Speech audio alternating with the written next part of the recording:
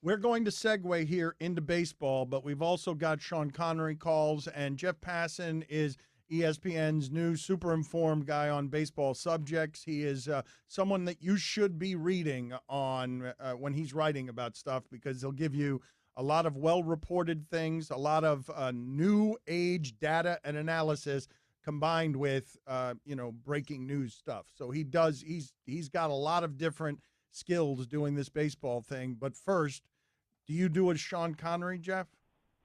I do a terrible Sean Connery. And I do a Sean Connery from like a total trash Sean Connery movie.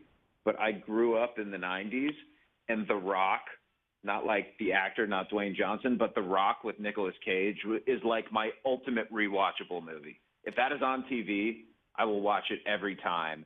And every time Sean Connery says, "Welcome to The Rock," like that, again, that was a really terrible Sean Connery. I got goosebumps. We all got goosebumps. It's okay. We all remember that movie.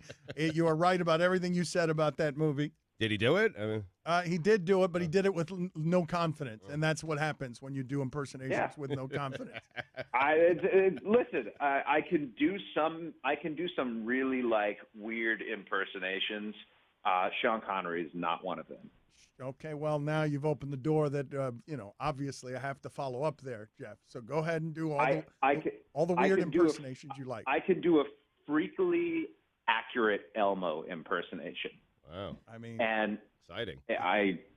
I mean, if you give me something to say, I like doing like an inappropriate Elmo. So if you give me something to say like in an Elmo voice that's totally inappropriate, it's twice as good. Can you tell Welcome to the Rock? No, I like it long and hard. What? What? Whoa. What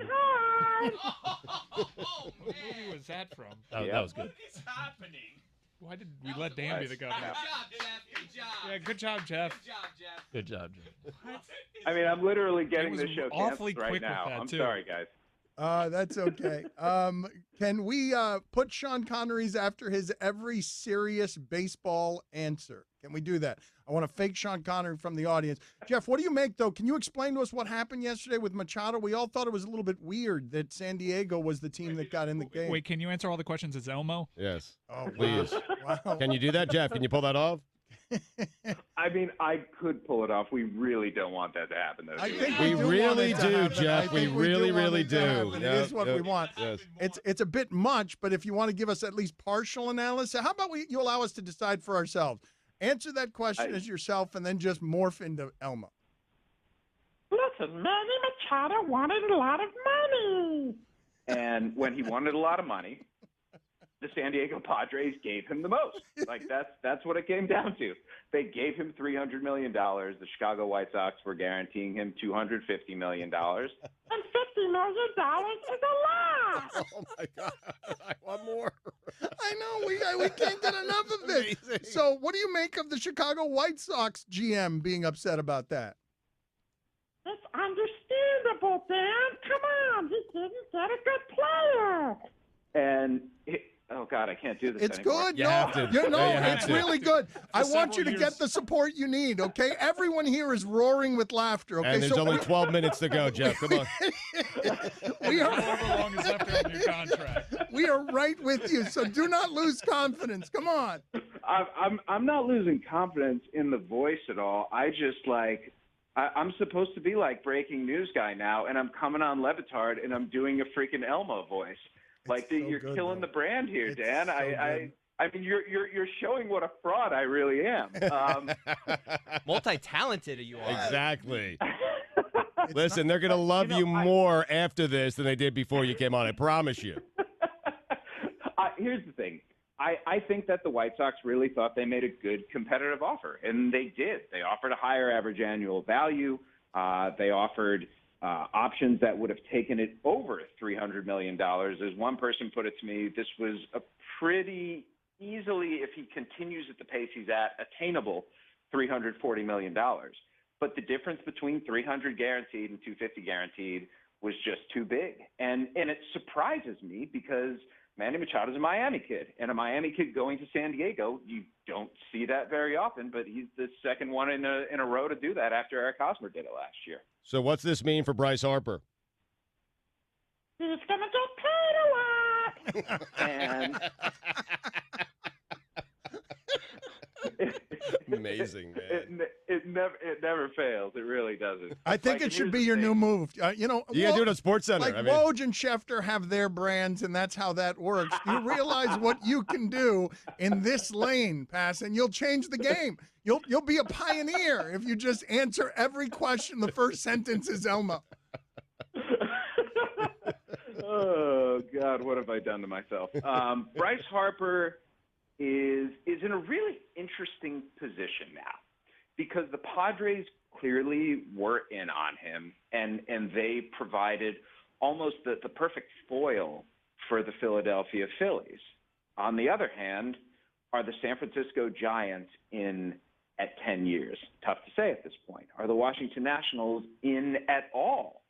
Tough to say at this point. What does Bryce Harper's market look like? Scott Boras is projecting strength right now. He is telling teams that he has a big offer on the table. And the question for me, guys, is are the Philadelphia Phillies going to blink?